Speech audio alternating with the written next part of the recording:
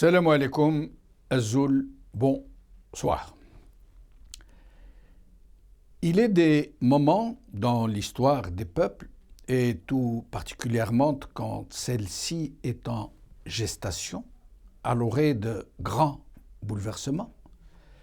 Il est de ces moments où le doute s'insinue dans les cœurs, où l'incertitude des lendemains se glisse dans les esprits, où s'engourdissent les enthousiasmes et où sombrent les plus vives ferveurs.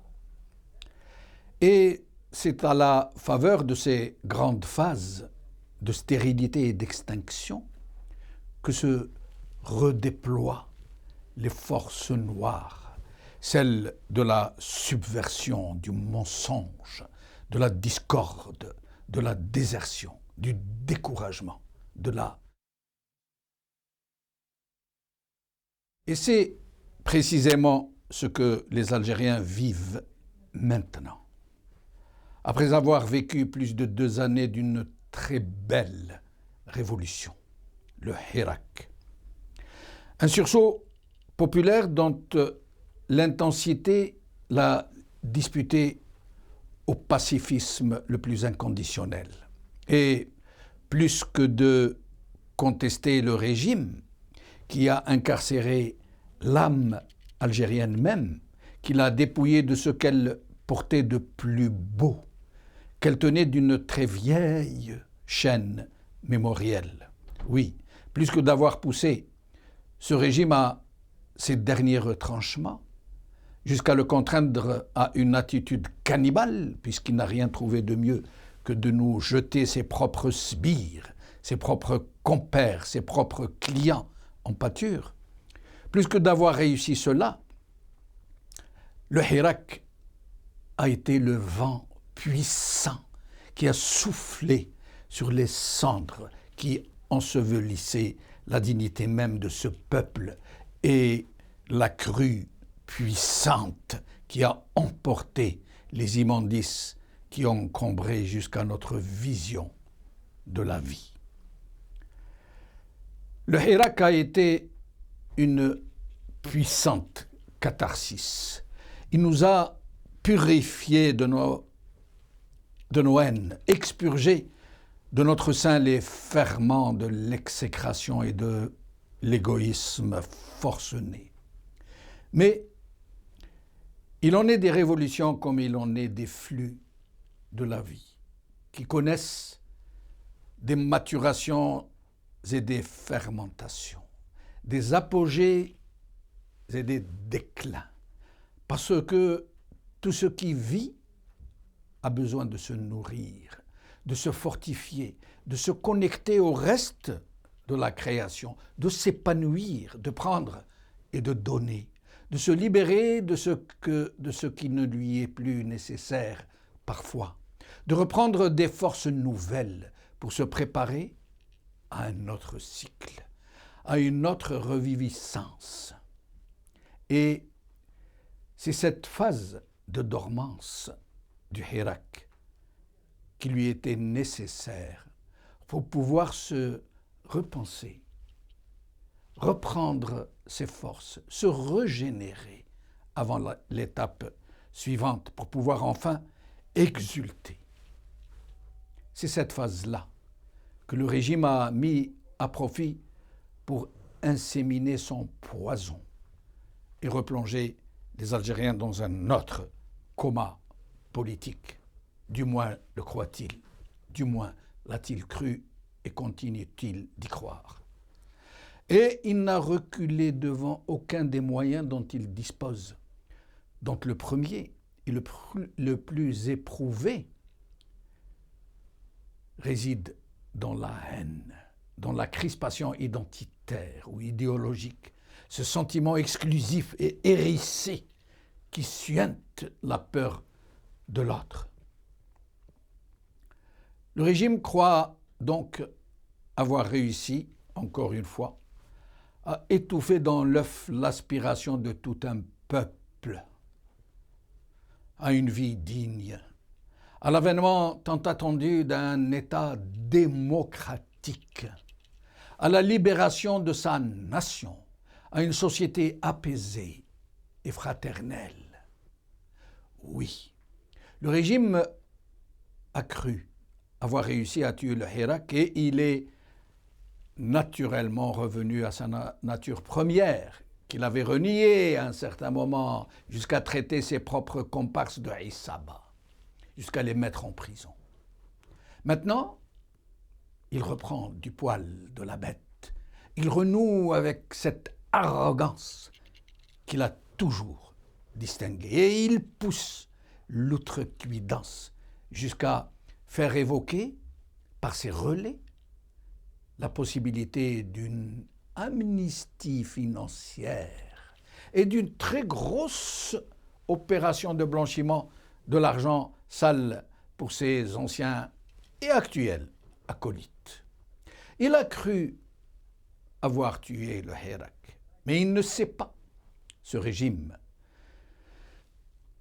qui ne pourra jamais s'amender, qu'on ne peut pas empêcher l'inéluctable retour du printemps, qu'on ne peut pas tuer l'espoir qui habite la vie, que les plaines calcinées refleuriront, que nos rues se rempliront de nouveau de millions de nos compatriotes, hommes et femmes, côte à côte, égaux et fiers d'appartenir à un même peuple, qui reviendront affirmer leur inébranlable volonté pour une Algérie fraternelle, pour une Algérie démocratique.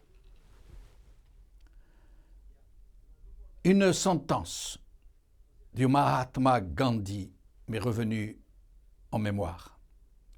Elle est d'une émouvante simplicité et que les despotes, tout particulièrement nos despotes, seraient bien inspirés d'écouter. Écoutez ce que nous dit ce grand homme. Je le cite. « Quand je désespère, je me souviens qu'à travers toute l'histoire, les chemins de la vérité et de l'amour ont toujours triomphé.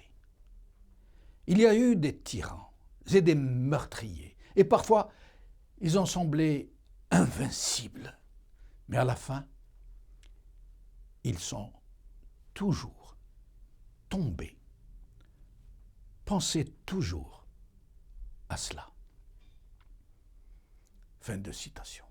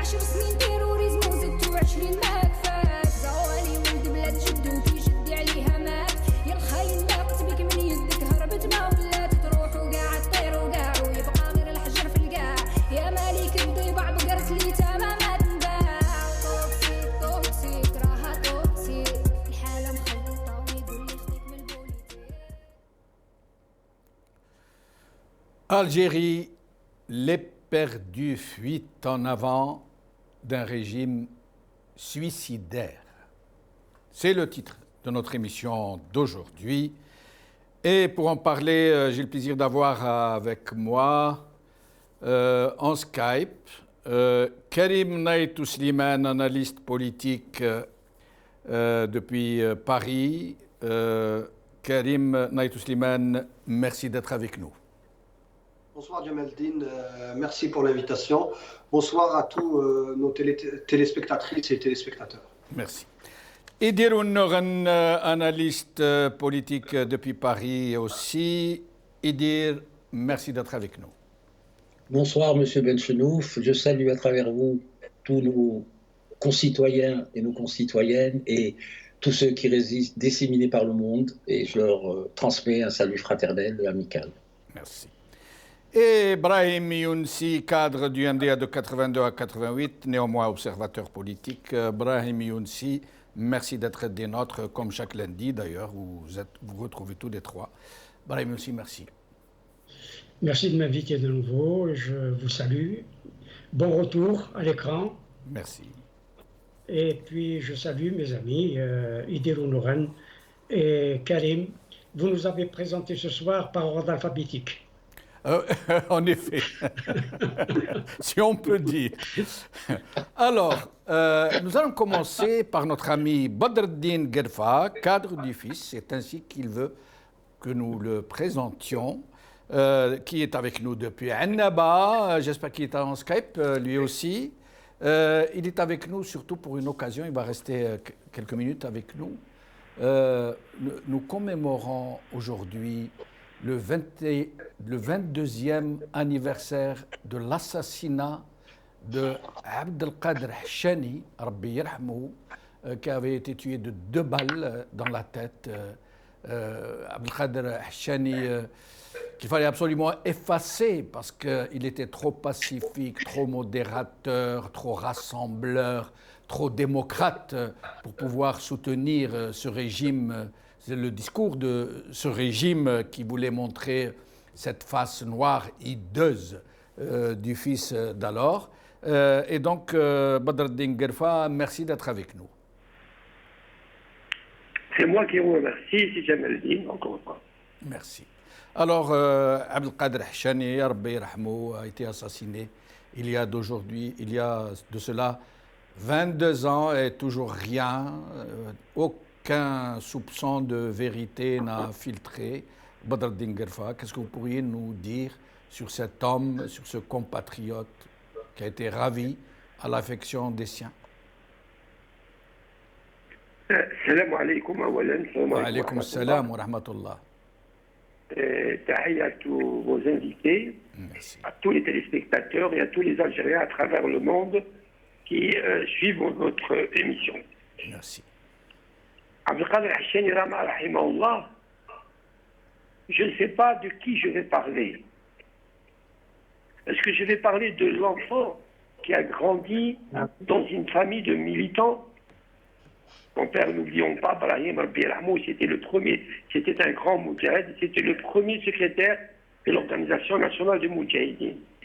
Vous parlez de l'étudiant Najah qui a réussi à décrocher son diplôme d'ingénieur avec brio.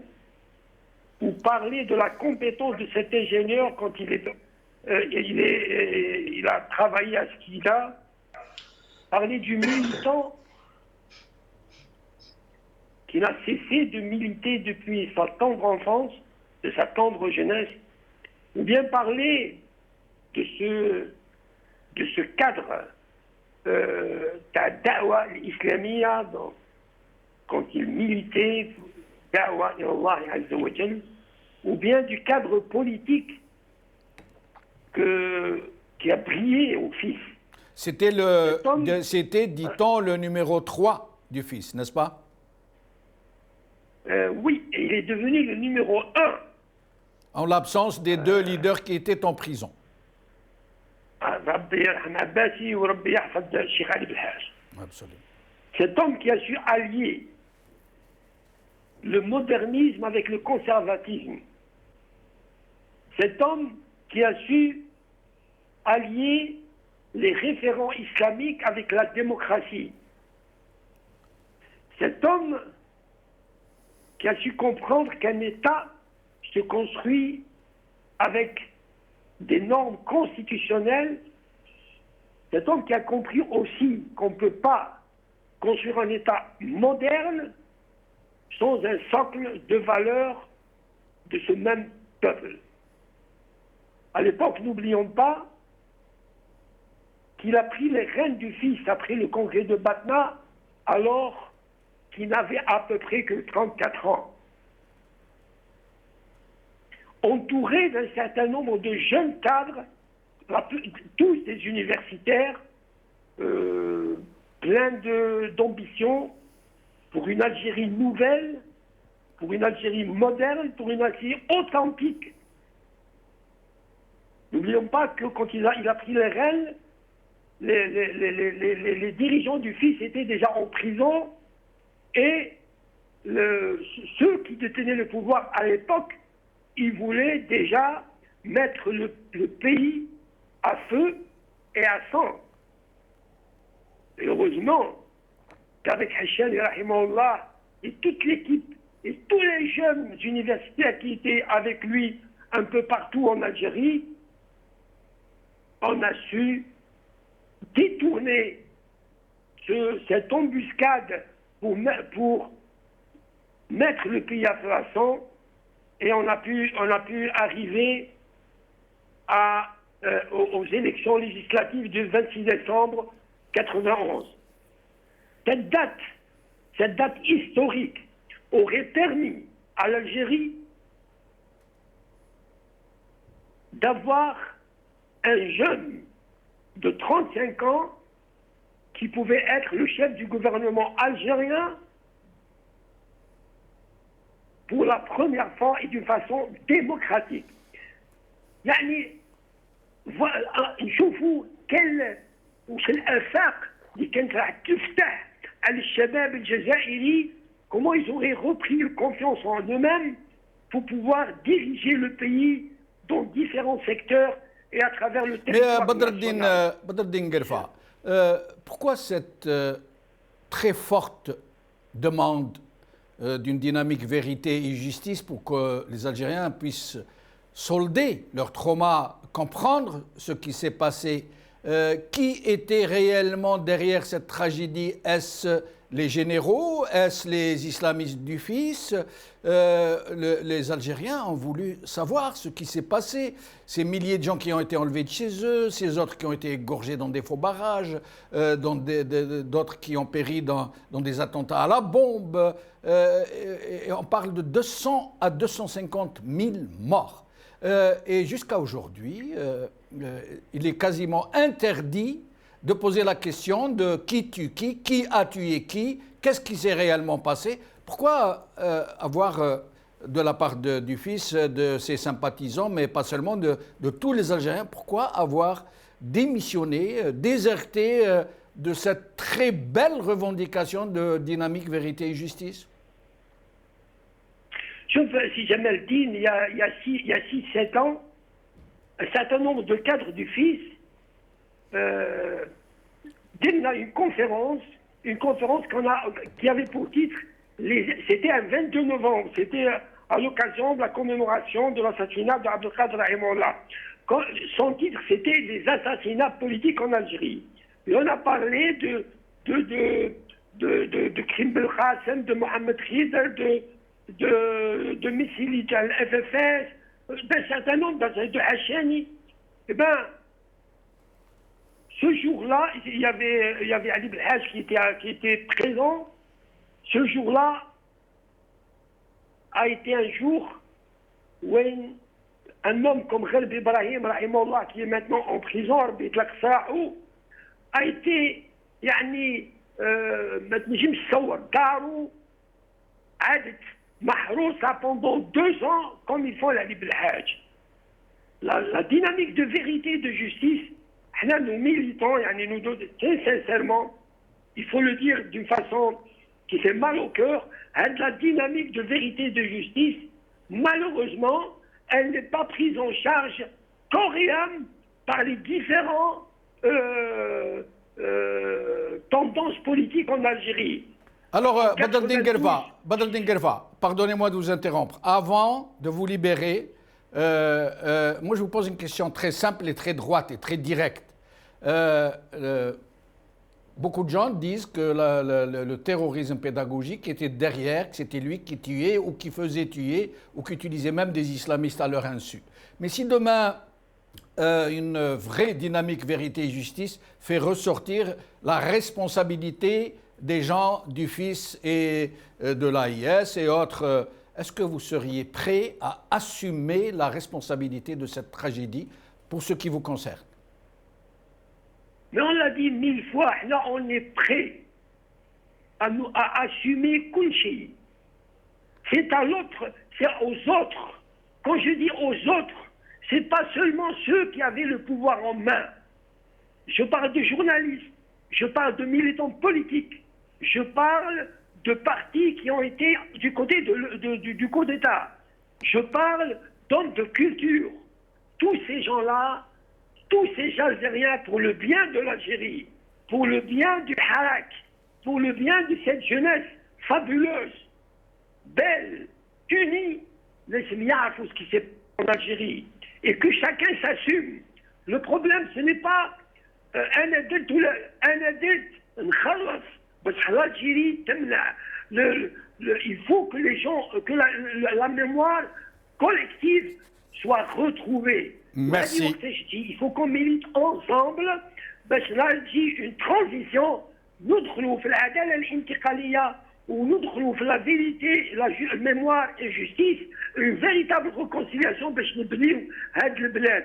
Merci Badreddine Guerfa, c'est toujours un plaisir de vous recevoir. Merci pour votre franchise, pour votre franc-parler. Merci beaucoup. Alors, Karim Naïtou Slimane, comme j'ai commencé avec vous, donc j'aimerais que nous fassions un tour des micros d'abord sur l'assassinat de Abdelkader Hachani, Rabbi Yerhamou, mais aussi sur cette attente des Algériens d'une dynamique vérité et justice qui est restée lettre morte jusqu'à aujourd'hui où nous en parlons. Karim Naïtou Slimane.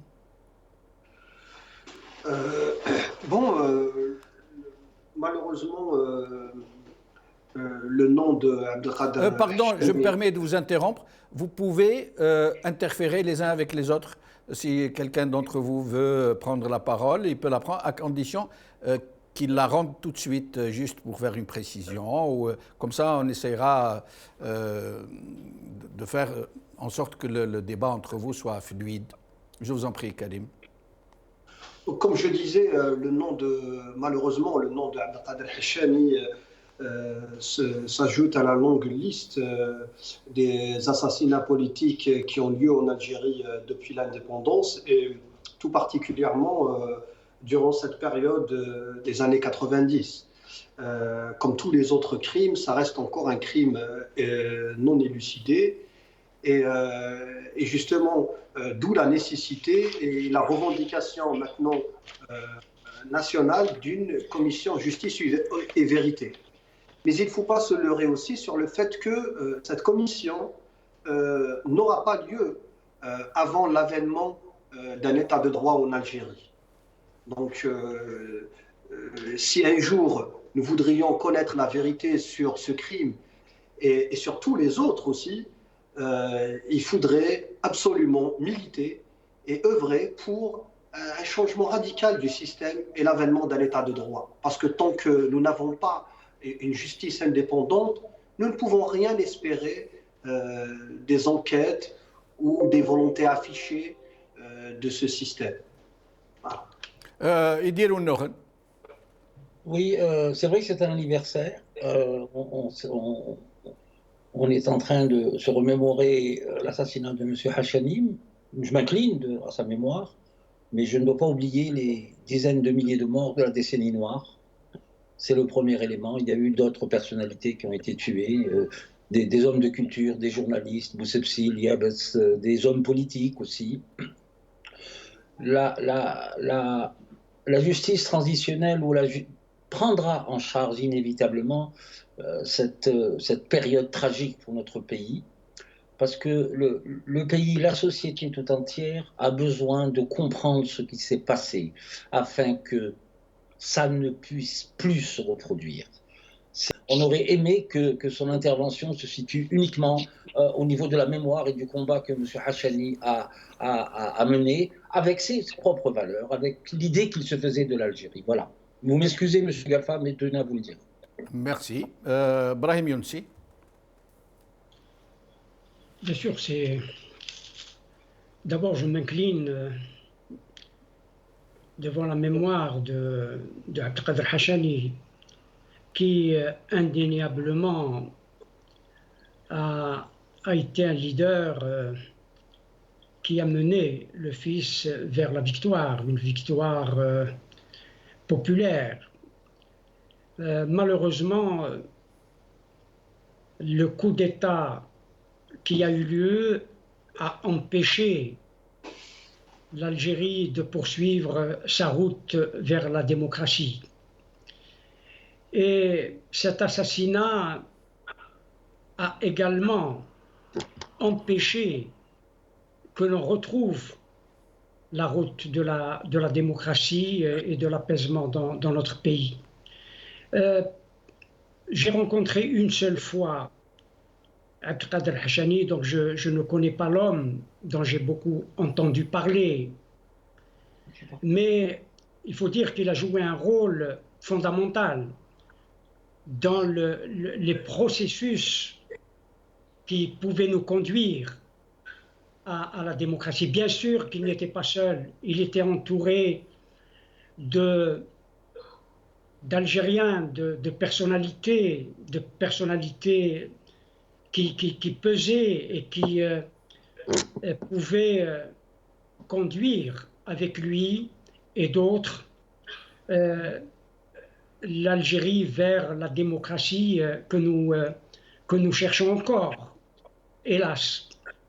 Encore une fois, je m'incline devant sa mémoire et je présente mes condoléances, bien sûr, 22 ans après, encore à sa famille et à ses enfants, parce que c'est une perte pour le fils et c'est une perte pour sa famille.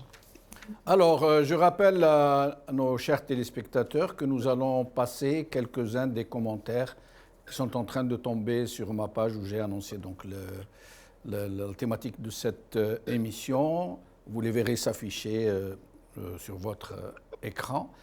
Alors, mes chers amis, le titre d'aujourd'hui, Algérie, les perdus fuite en avant d'un régime suicidaire, et nous le constatons tous les jours lors du dernier Conseil des ministres, encore des décisions absolument hallucinantes. On s'en pincerait tellement c'est absolument, j'allais dire, hilarant. Un monsieur Tebboune qui ordonne à deux parmi les plus grands secteurs de la vie nationale, le secteur de la santé publique et le secteur de l'éducation nationale, le secteur qui à lui seul gère 10 millions d'écoliers, collégiens et lycéens, il leur ordonne du jour au lendemain, comme ça, enfin, avant les 3 mois, c'est le délai qu'il leur laisse, de passer de l'actuelle énergie à une énergie solaire.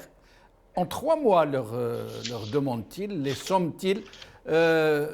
Il n'y a pas que ça. Il demande au secteur du bâtiment d'arrêter de se servir du bois pour ne pas gaspiller nos forêts, alors que tout le monde sait que le bois de construction est importé à quasiment à 100%, et d'autres décisions de ce type qui nous laissent, par exemple, la réforme du baccalauréat, alors que notre secteur de l'éducation nationale compte parmi les plus dégradés du monde. Il figure parmi les derniers classements au monde. Je vous laisse en parler, nous dire ce que vous en pensez. Au choix, à vous c'est à qui? Je laisse la parole à mes aînés. Ah oui, voilà. Tes aînés, parfait. Je me lance un petit peu. Encore une fois, j'estime que M. Tebboune a raté l'occasion de se taire, encore une fois. Il me fait rappeler cette histoire de... si on est en panne ou en pénurie d'un produit, il suffit de régler ça en 48 heures. À l'époque, quand Algérie avait un manque criminel, j'allais dire, d'oxygène, on va affréter 2 bateaux comme ça. Bon, je pense qu'il est dans une autre dimension, qu'il est coupé de la réalité. D'abord, c'est un président esselé, comme j'ai à le dire souvent, et c'est un président qui raisonne par à-coups. Il ne se comporte pas comme un chef d'État, je suis désolé de le dire. Il manque de culture politique, il manque de vision politique pour le pays, et on a l'impression que son gouvernement est un gouvernement finalement fantomatique. Il n'arrive même pas à gérer un sachet de blé, une bulle, et vous voulez qu'il intime aux différents services, que ce soit les ministères de l'Éducation nationale, pour leur intimer dans les 3 mois, ils devraient se mettre à l'énergie solaire, mais de quoi parle-t-on, je veux dire? Je crois qu'il y a un problème psychologique, il y a un problème d'exercice du pouvoir, il y a un problème fondamentalement au niveau de sa personnalité, me semble-t-il, et qu'il faudra régler au plus vite, parce qu'on ne peut pas, avec la crise protéiforme que nous vivons tous en tant qu'Algériens, on puisse raisonnablement laisser un président... Moi, je demande un examen psychologique, à la limite. Je ne dirais pas psychiatrique, mais psychologique. Quand on prend son bilan, vous m'excuserez, sur ces 2 dernières années, enfin les 2 années qu'il a été au pouvoir, en étant pas étant ministre, il y a 3 mesures. L'IRG pour les salaires de moins de 30 000 dinars. Il a fait une mesure aussi concernant les zones d'ombre, où ils se rendent compte 60 ans après l'indépendance qu'il y a encore des zones d'ombre, où les services publics ne sont pas présents, où les infrastructures de base structurelles ne sont pas présentes.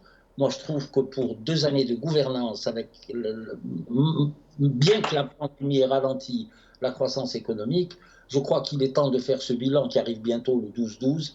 Il me semble qu'il ne faudrait même pas commenter ce type de réaction du président. Et pourtant, son Premier ministre nous dit que l'Algérie de Tebboune a réalisé des performances qui lui sont enviées par le monde occidental, hein, y compris cette croissance de 6%, nous dit-il, entre 2020 et 2021, que les Européens n'ont pas pu réaliser.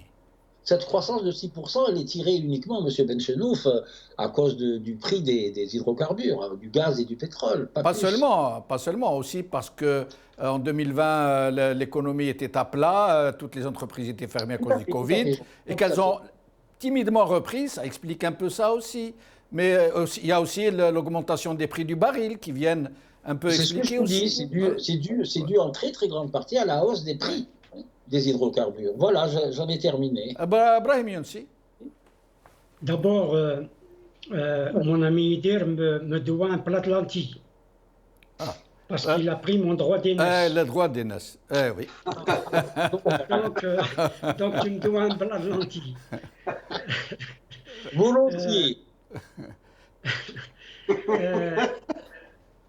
Et blèche. Oui. Pour revenir au sujet, je crois qu'on va d'improvisation en improvisation. Je veux juste apporter, avant de dire ce que je voulais dire, que le FMI, moi j'avais pronostiqué, malgré les calculs économiques que certains m'ont fait, il prévoyait une croissance qui ne dépasserait pas les 2,3%. Et je crois d'ailleurs qu'on se situerait réellement autour de ce taux de croissance.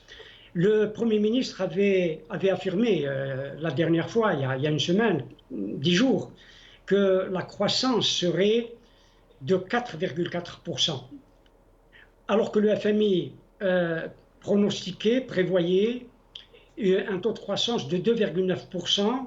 Il a augmenté ses prévisions pour dire qu'elle serait de 3,4%. Moi, je ne crois pas à ce taux de croissance du FMI. Bien sûr, je ne crois pas au taux de croissance de 4,4% que le Premier ministre a avancé. Je me tiens à un taux de croissance de 2,3, 2,4, personnellement, sur les calculs que certains spécialistes ont fait. Pourquoi je dis cela? Parce que le FMI lui-même dit qu'il y aurait en Algérie 4,9% d'inflation. Et tout le monde sait que le taux d'inflation est bien plus important que 4,9%. C'est la raison pour laquelle je remets également en cause le taux de croissance qu'il a avancé, qu'il a donné. Pour le reste, je crois que, je l'ai dit une fois, et je suis de plus en plus convaincu que le chef de l'État algérien actuel, il légitime, et cela va de soi, qu'il est dans la pensée magique. J'ai l'impression qu'il croit que, alors qu'il n'est pas dans le dire c'est faire, mais il est dans le dire, tout simplement. Il croit qu'en disant, les choses se produisent. Il aurait la lampe d'Aladin. Ce n'est pas en disant que les choses se font. Il est dans cette idée qu'il suffit de dire pour que les choses se passent. Dire que du jour au lendemain, et vous l'avez dit, que certains secteurs d'activité économique, y compris d'ailleurs les illuminations publiques, les lumières publiques, etc., doivent être du jour au lendemain, l'espace de 3 mois, éclairées au solaire, à l'énergie solaire. C'est inimaginable. C'est inimaginable de dire. Alors, rappelons-le, Brahim Younsi, qu'il n'y a aucune infrastructure, aucune industrie, aucun moyen, aucune formation. Et du jour au lendemain, il décide donc de solariser l'énergie nationale en 3 mois. Y compris d'ailleurs les consommateurs et les consommateurs de gaz. Il a dit qu'il faut absolument réduire les consommations. On ne voit pas comment, et il ne dit pas comment. Tout simplement pour dire que pour que l'Algérie puisse exporter davantage son gaz. C'est quand même dément de raisonner de la sorte. On déshabille Pierre pour habiller Paul. C'est appauvrir la population ou mettre la population dans une situation difficile en ne consommant plus ou en lui limitant la consommation de gaz pour pouvoir exporter le gaz. C'est quand même, je ne crois pas que l'Algérie soit prête à avoir une énergie solaire. Le travail n'est pas encore fait, la transition énergétique n'est pas encore prête pour annoncer de but en blanc du jour au lendemain que un certain nombre de secteurs et des secteurs importants seraient dotés de l'énergie, j'allais dire nucléaire, de l'énergie solaire. Karim Naït Slimane. Je suis d'accord avec ce qu'avançaient Daïdi et d'Abrahim aussi, mais je pense qu'au niveau politique, il y a une analyse aussi à faire et qui est en réalité, qui pourrait expliquer réellement la situation dans laquelle nous sommes actuellement et notamment ce type de discours qu'on voit de la part de certains ministres et même du chef de l'État désigné, Tebboune, et qui ressemble plus à la méthode Coué ou à ce que les Anglais appellent wishful thinking, c'est-à-dire la langue magique, comme l'a si bien dit d'Abrahim. Ça pourrait s'expliquer lorsqu'on fait une analyse globale. C'est-à-dire, tout simplement, comme nous l'avons déjà discuté à plusieurs reprises sur ce plateau auparavant, nous arrivons maintenant à un stade très avancé de l'effondrement du système politique. Et donc la crise politique de ce système est en train de se transformer aussi à une crise de gouvernance. C'est-à-dire qu'actuellement, même le fonctionnement général de l'État, même le discours politique que doit porter cette façade civile, il n'est plus porté, il est laissé à l'improvisation totale. C'est-à-dire que ceux qui tiennent le système n'arrivent plus à régler, n'arrivent plus à synchroniser leurs coûts. Et ça se traduit par une liberté donnée à ce type de personnages politiques, comme les ministres que nous entendons de temps en temps, le chef du gouvernement aussi, le Premier ministre, et aussi et Tebboune. Ça donne des choses grotesques, mais en réalité, ça révèle aussi le degré d'affaiblissement qu'a atteint actuellement ce système. Parce que lorsqu'on voit comment ces personnages sont choisis, parce qu'il ne faut pas oublier qu'ils n'ont pas été issus d'un processus politique légitime par l'élection, mais qu'ils ont été plutôt désignés et donc choisis, sélectionnés. Et quel est le critère de leur sélection? Eh bien, c'est le fait que tous ces personnages sont d'abord, pour la majorité d'entre eux, des personnages, on va dire, apolitiques, même si ça semble bizarre, mais quand même, ce sont des ministres, le Premier ministre et même Abdelmadjid Tebboune, ce sont en réalité des fonctionnaires qui ont été promus. Ils n'ont jamais eu réellement un historique politique, une vision politique. Ils n'ont pas de stature. Ils n'ont pas de stature d'hommes politiques. Ce ne sont pas des hommes politiques. Ce sont des fonctionnaires qui ont été mis en façade. Et quelque chose d'important à ajouter, ce sont des personnages obséquieux, c'est-à-dire qui sont dans la servilité et l'obéissance totale. Et comme ils n'ont pas de personnalité politique pour faire face aux tenants du pouvoir réel en Algérie, eh ben, ils font avec les moyens du bord. Et comme ils n'ont presque pas de prérogatives politiques, ils n'ont pas les prérogatives de leur poste, ils ont leur poste, mais ils ont les privilèges aussi de leur poste, mais ils n'ont pas les prérogatives politiques de leur poste, ils n'ont pas le pouvoir réellement. Et donc ils sont dans le discours, dans la langue de bois absolue, dans la méthode Coué, comme je l'ai dit, et l'imagination, la magie.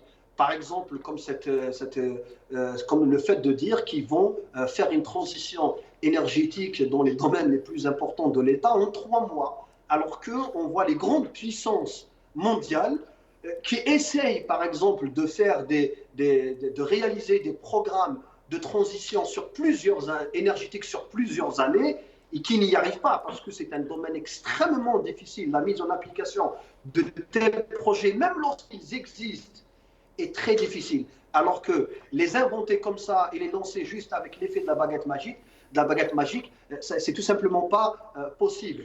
Mais politiquement, comme je l'ai dit au début, ça a un sens, c'est que ce régime réellement est en train de s'effondrer de tous côtés. Eh bien, à propos d'effondrer, justement, et avant de revenir à ces autres décisions complètement hallucinantes de la cessation de la subvention accordée à la consommation des Algériens et d'autres sujets aussi, nous allons d'abord voir cette histoire d'effondrement. Oui, Karim? Tout à l'heure, je ne sais pas ce que vous allez faire un autre tour de micro sur cette question, mais il y a des choses très importantes à dire aussi. Oui, bien sûr. Nous allons faire un tour de micro sur point, ça. Exactement. Mais avant, vous savez, mes chers amis, vous avez tous vu ces images d'effondrement, de glissement de terrain d'une falaise à Bir Mandreis, sur le bord de laquelle a été construit un grand immeuble très lourd, avec plusieurs étages. Et tout le monde s'est demandé, mais comment a-t-on pu accorder l'autorisation à ce promoteur d'ériger un tel édifice au bord d'une falaise qui est très instable? Mais le problème, mes chers amis, c'est que c'est quasi général à Alger. Un jour, un grand expert algérien de ces questions nous a dit que 80% du bâti en Algérie l'a été sur des lits WED, entre autres. Mais en plus de ça, ce que nous venons d'apprendre au sujet de cet immeuble que vous allez voir, l'information reste au conditionnel. Nous sommes en train de la vérifier, mais comme vous le savez, le Maghrébien n'a pas les moyens d'enquêter en Algérie. Il semble que cet immeuble aurait appartenu à Kamel Chikhi, dit le boucher, dans la fameuse affaire de cocaïne, dans laquelle est impliqué le fils de Tebboune lui-même, du président Tebboune. Et c'est dire ces connexions mafieuses entre barons du régime et grand banditisme. Regardons ces images. زميلي المصور سوف يرصد لكم بعض الصور لهذه البناية المتكونة من 10 طوابق هنا ببلدية بير مراد رئيس. إذا نتابع هذه الصور. إذا نتابع هذه الصور حيث نشاهد هذه البناية مهددة بالسقوط وذلك بسبب تساقط الغزير لأمطار لمدة أكثر من. Alors, nous allons d'abord commencer à parler, prendre un tour de micro sur ces élections qui ont lieu, enfin, la préparation des prochaines élections municipales qui auront lieu très bientôt et dont le pouvoir a décidé qu'elles doivent se tenir coûte que coûte, malgré le boycott annoncé et malgré cette quatrième vague du Covid dont le régime a décidé qu'elle ne se passera qu'après les élections, puisqu'il a décidé que la quatrième vague du Covid n'arrivera qu'après les élections municipales. Mais nous allons regarder cette campagne de certains partis politiques, de certains candidats. On ne peut pas vous passer toutes les vidéos, vous tomberiez raide, tellement le ridicule envahit la scène publique. Mais nous allons écouter, par exemple, M. Benji, qui se rend à Tindouf, et qui, parlant des élections locales, au lieu de parler du gaz, de la route, de la situation des citoyens, du manque d'électricité, des écoles, il a décidé de nous parler du Polisario et du Maroc. Écoutez-le. إذن نقول اليوم بأن جبهة التحرير الوطني هي الأخت الكبرى لجبهة البوليساريو.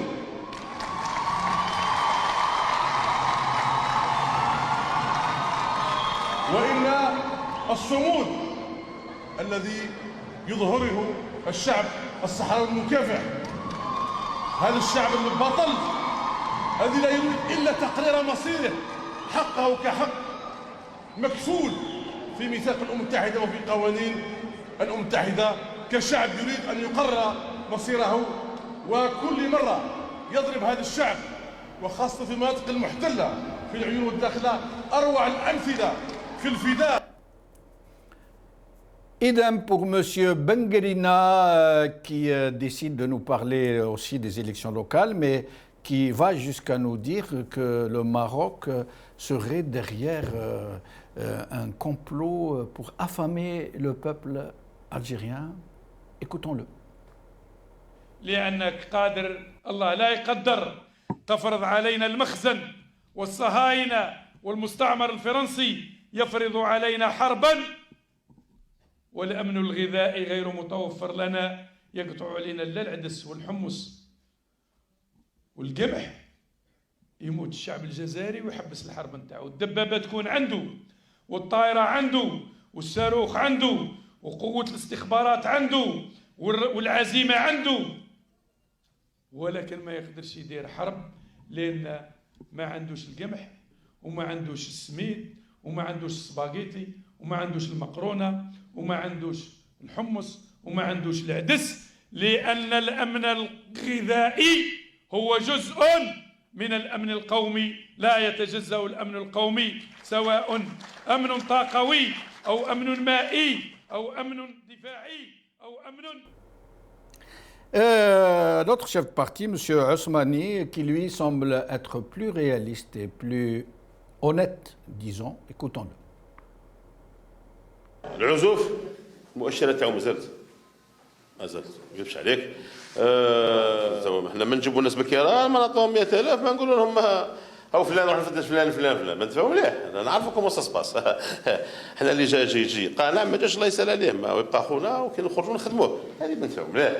وي تو لي سيرفيس ما على بالهم بشي هذا ما نتفاهموا مليح، ماشي جديد. ما نفهمك مليح. ولكن العزوف شفناه من خلال العمل الجواري، لانه احنا قسمنا في الحزب درنا عمليتين، درنا عمل جواري ودرنا عمل تاع تجمعات. شفنا العمل الجواري واحتكينا بشكل مباشر مع المواطنين وشفنا تصوراتهم. كاين اللي يقول لك لا نفوتي، كاين اللي يقول لك واش درتوا لي، كل واحد كيفاه. ولكن انا كونستاتي كو مؤشرات القدره الشرائيه لعبت دور، لو شوماج لعب دور، يعني هذا كان عنده اسقاط في عدم الانخراط بالشكل المطلوب لا كلاس لا سوسيتي في البروسيسور الالكتورال هذا. دونك يفضل مصداقيه لهذه المجالس. مازال العزوف، شنو نقول لك، المؤشرات مازالت، هذا العزوف حنا نحاولوا كيف نقلل من العزوف. Et une autre pour la route avant de revenir à nos invités qui nous a été demandé par notre ami, maître Zine Bteman, qui m'a dit être effaré, absolument effondré devant cette facilité des gens qui sont convoqués par le régime pour se voir confier de très hautes charges de l'État et qui prêtent serment avec une légèreté absolument incroyable et qui savent qu'ils jurent pour rien, qu'ils ne pourront jamais respecter leur serment, mais qui le font quand même, parce que c'est très payant. Regardons quelques images de ces gens qui prêtent serment pour pouvoir siéger ce qui est devenu la Cour constitutionnelle après avoir été le Conseil constitutionnel. Regardez. أقسم بالله العلي العظيم على ذلك والله على ما أقول شهيد. السيدة ليلى عسلاوي.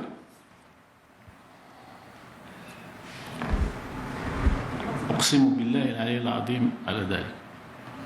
أقسم بالله العلي العظيم على ذلك. السيد مصباح مناس.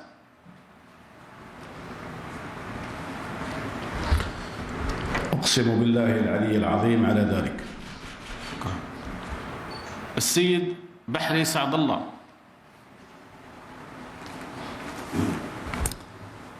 أقسم بالله العلي العظيم على ذلك. السيد أمال الدين بن نوار. أقسم بالله العلي العظيم على ذلك. السيد ميلودي الجلالي. أقسم بالله العلي العظيم على ذلك. السيدة فتيحة بن عبو.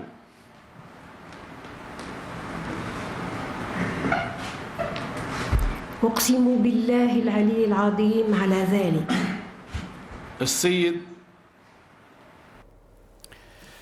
Mes chers amis, alors, les élections d'abord, et puis nous reviendrons au sujet des subventions. Ces élections, elles semblent se passer dans la quasi-indifférence générale, mais le pouvoir est en train de, comment dire, de mettre en branle tous ces relais médiatiques partisans pour essayer de faire croire le contraire. Et il nous dit qu'il veut parachever le processus démocratique pour une nouvelle Algérie. Alors le droit d'aînesse revient à Brahim Younsi. Ah, je récupère mon bien. Voilà. Vous savez aussi bien que moi, et les téléspectateurs le savent, qu'à l'exception, en tout cas je le crois personnellement, des élections de décembre 91, il n'y a pas eu d'élection authentique, d'élection réelle, d'élection significative. Et je ne crois pas aux élections qu'organise ce régime. Vous savez, les élections ont besoin, et plus que besoin, d'une opinion publique. Vous savez, Tite-Live disait, avait fait de l'opinion une force qui pouvait vaincre le pouvoir. Il disait d'ailleurs, à propos, vous savez, vous connaissez les décemvirs qui gouvernaient ce collège de 10 personnes qui gouvernaient Rome. Et il dit les décemvirs se retirent vaincus par l'opinion unanime. L'opinion unanime a vaincu le pouvoir d'Alger le 22 février 2019. Malgré cela, ce pouvoir fait de nouveau un coup d'État pour se maintenir.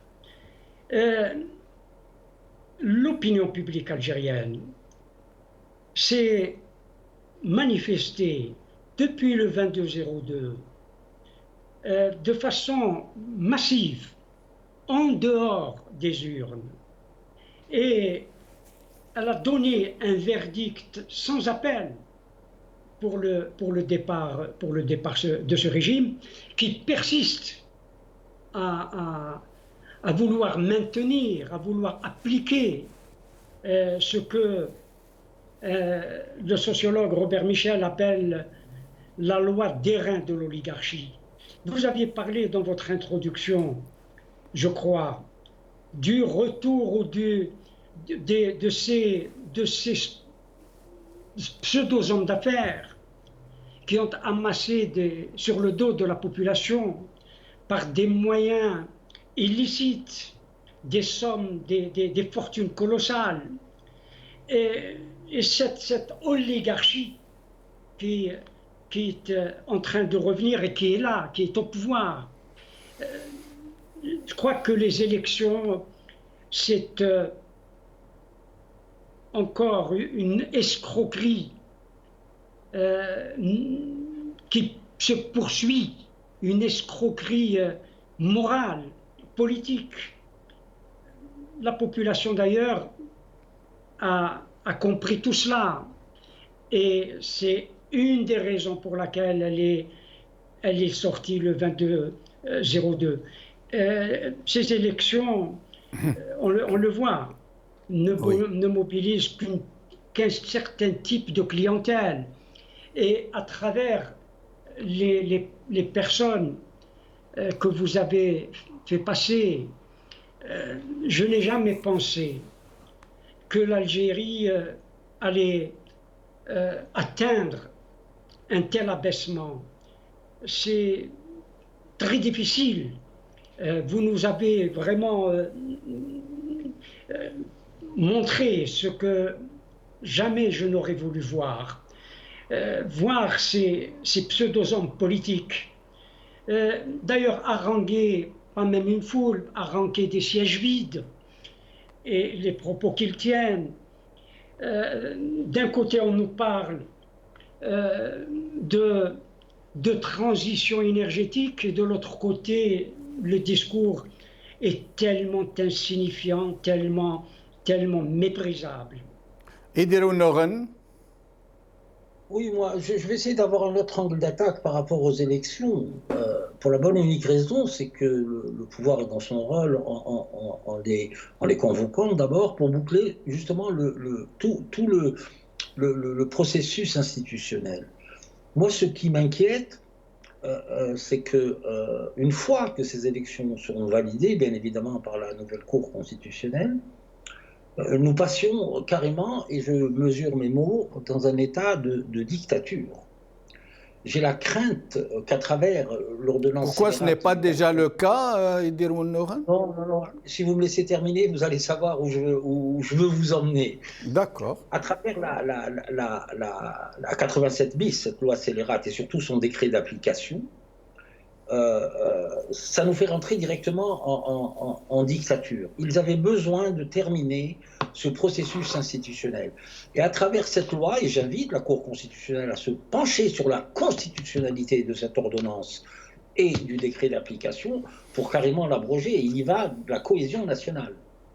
Vous savez, à travers ça, ils auront bouclé toutes les échéances. Brahim les a évoquées. Il a évoqué le 12-12, il a évoqué le 1er novembre et puis la date du 1er novembre qui pour moi n'est pas partageable. Donc tout a été dit là-dessus. Ils ont souillé cette date qui appartient non seulement à l'histoire de l'humanité, à l'histoire du monde, mais elle appartient aussi à l'histoire très profonde des Algériens. Je crois que c'est un des actes fondateurs de la nation algérienne. Il n'est pas le seul, évidemment.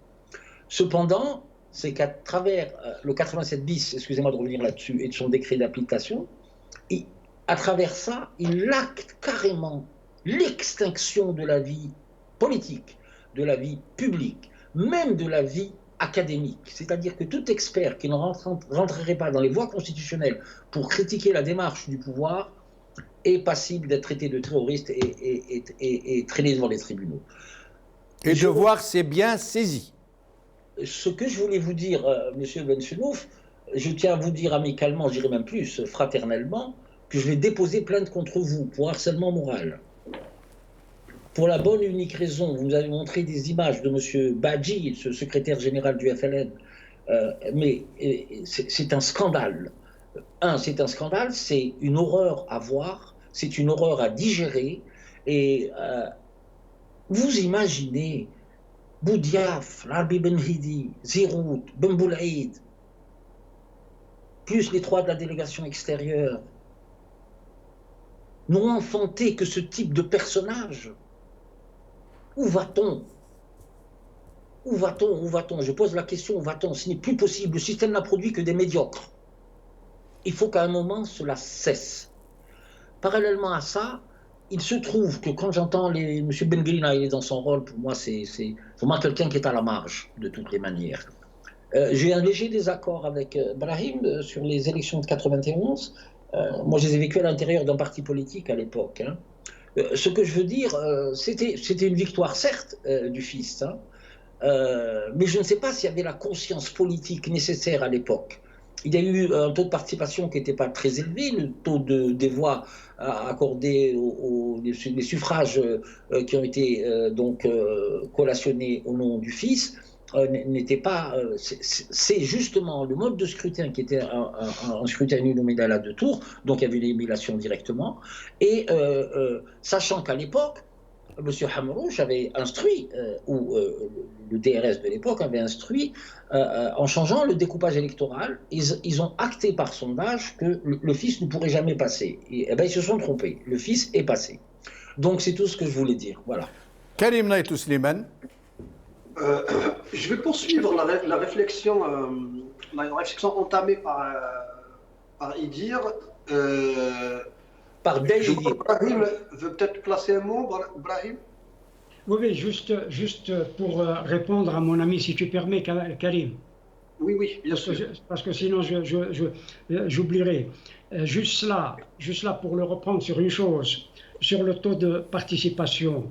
Sur le taux de participation de 1991, beaucoup de démocraties, sincèrement aujourd'hui, dans la crise de la démocratie que nous connaissons, nous l'envient.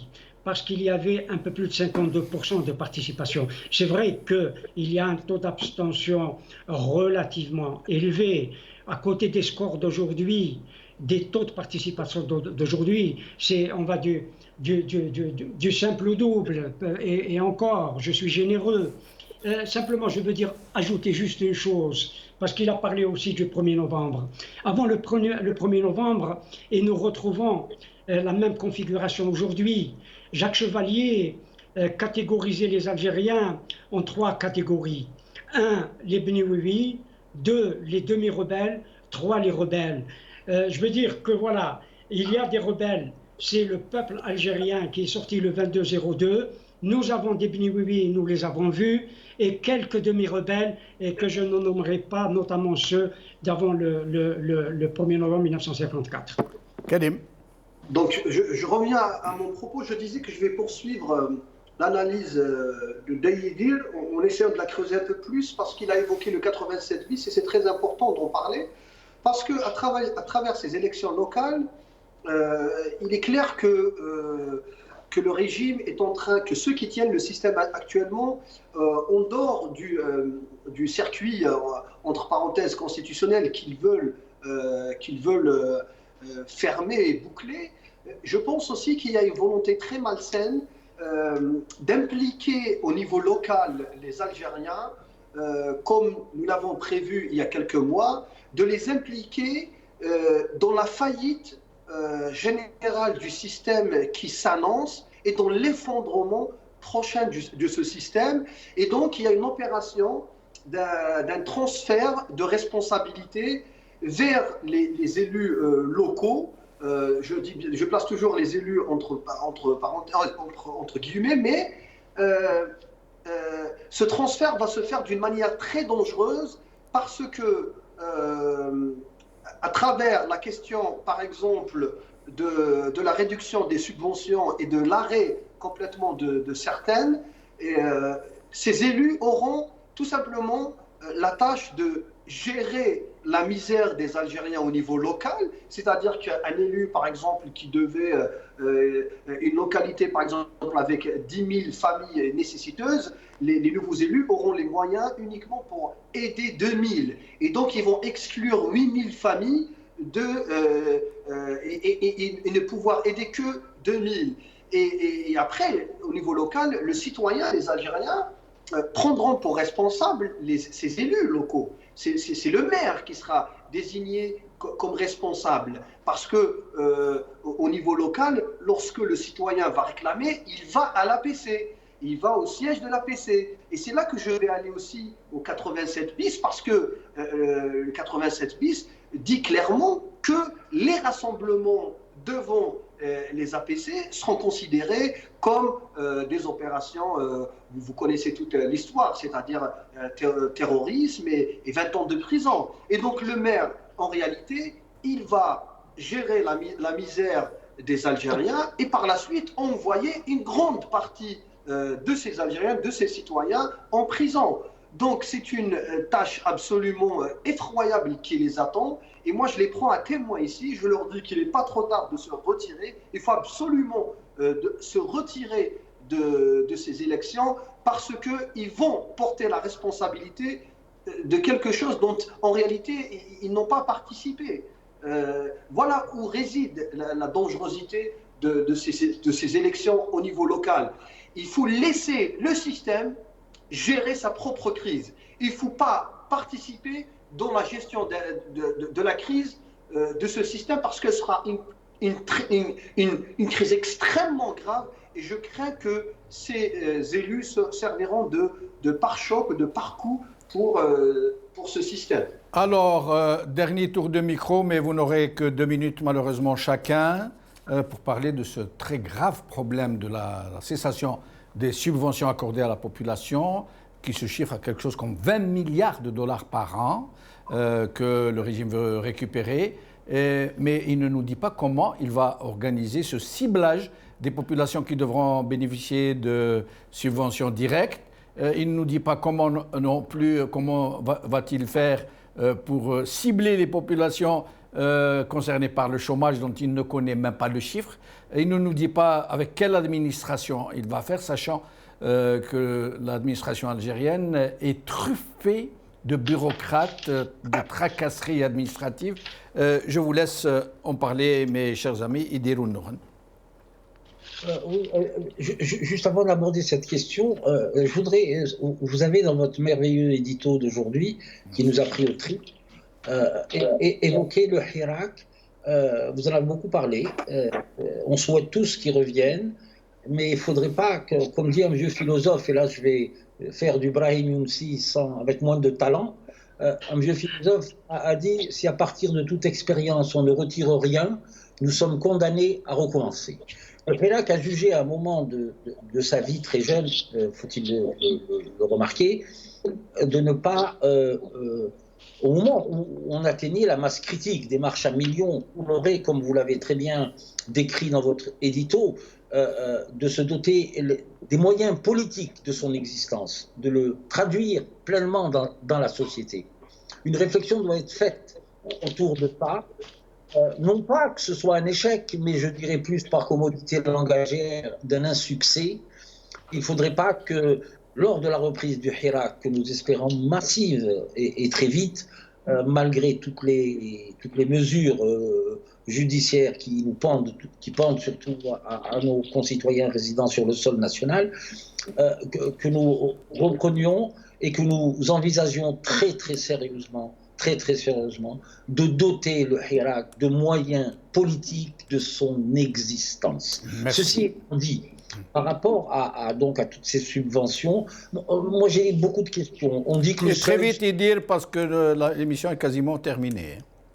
Alors, juste un mot, se pose d'abord des contraintes sur le fait qu'on déréglemente les subventions. Moi, je pense que c'est intimement lié à peut-être des négociations avec le FMI et de prévoir ça de manière à crescendo. Mais je trouve que l'État doit être protecteur.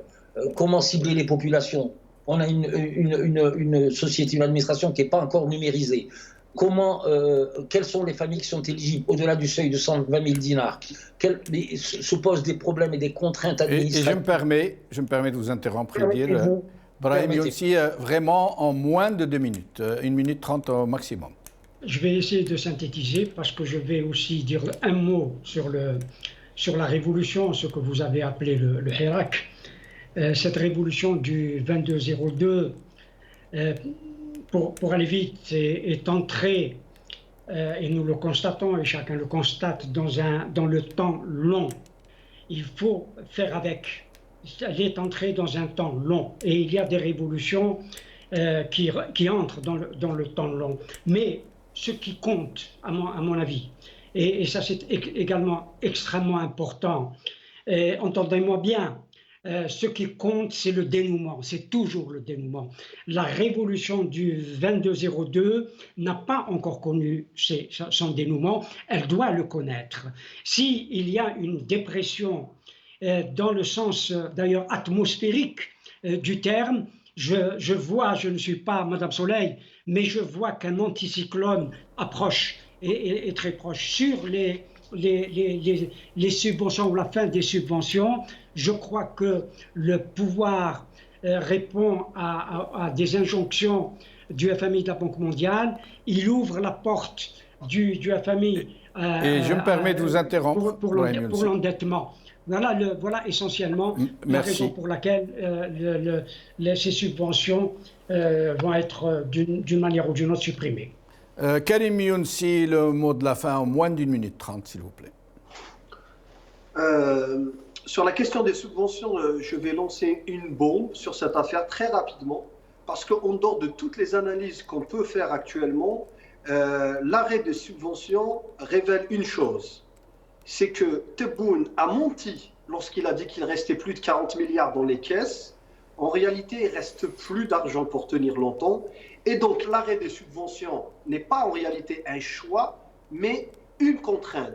Parce que ce que le Hirak a annoncé depuis très longtemps maintenant, que ce système est en train de s'effondrer, menaçant même la pérennité de l'État, est en train d'arriver. Il n'y a plus d'argent dans les caisses. Voilà pourquoi ils font ça. Ils n'ont même plus le choix.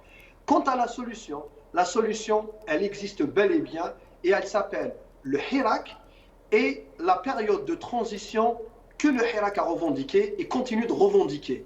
Hirak aux révolutions, la seule solution, c'est la rupture radicale avec ce système et aller très vite vers une période de transition durant laquelle nous allons asseoir les bases d'un État de droit qui fonctionne réellement selon les principes de la démocratie. Et Merci. Tant qu'il y a encore des Algériens qui résistent à ce régime, il y a encore de l'espoir et l'Algérie vivra longtemps après ces généraux. Tahia al-Jazair. Karim Naïtou Slimane, merci. Idir Wonnogan, merci beaucoup. Brahim Younsi, merci beaucoup. Badreddine Gerfa, merci beaucoup et merci surtout à vous, chers amis, qui nous avez suivis. Bqaw ala khair. Bislama.